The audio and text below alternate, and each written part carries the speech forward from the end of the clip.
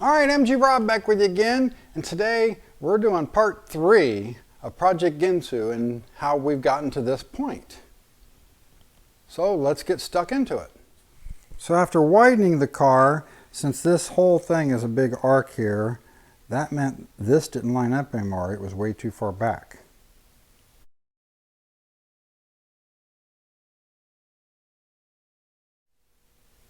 So the fix for that was to just whack this whole quarter of the quarter panel off, trim it up, and slide it forward a little bit until that lined up, which turned out to be about 1/4 inch.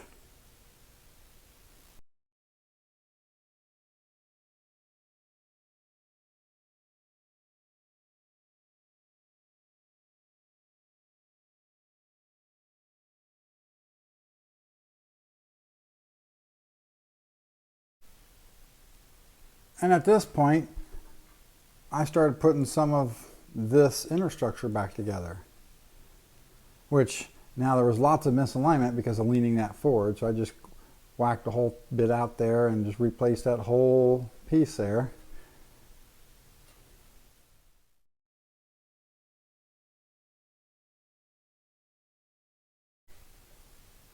And then I started putting the A-post back together on the inside.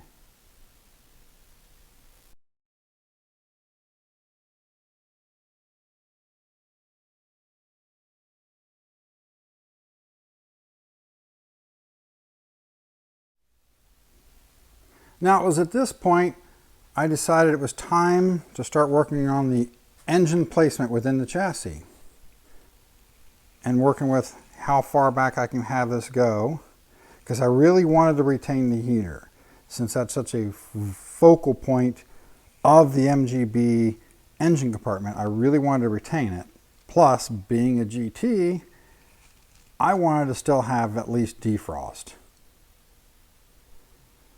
But once I started digging into the car, there was so much rust here around the pedal box area, and across here there was a big rust line, that at that point I made the decision that I was just going to remove the complete firewall and start over. So I harvested a firewall out of a parts car that came from one of my local club members.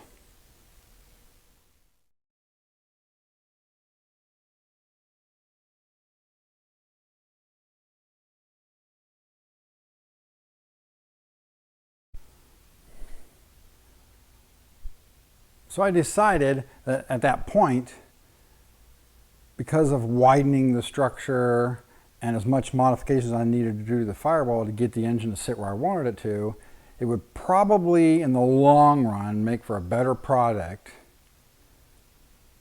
and maybe even be easier to just work with the parts outside the car and then fit them back into the car rather than try to cut and grind and weld on them inside the car, which I think at the end of the day, it did save me some time and effort.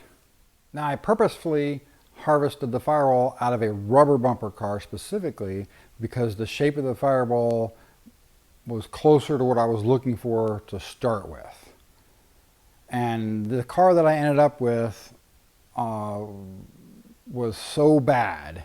It had been hit so hard in the front at one time that nothing in front of the firewall was usable at all.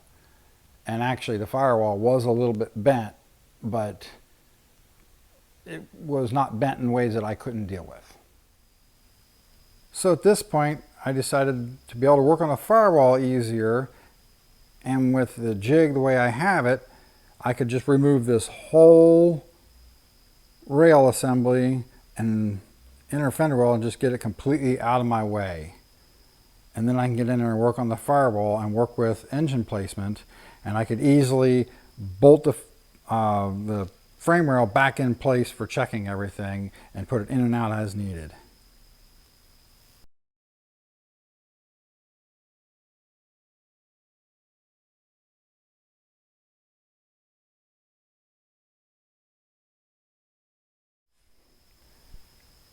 So there's part 3.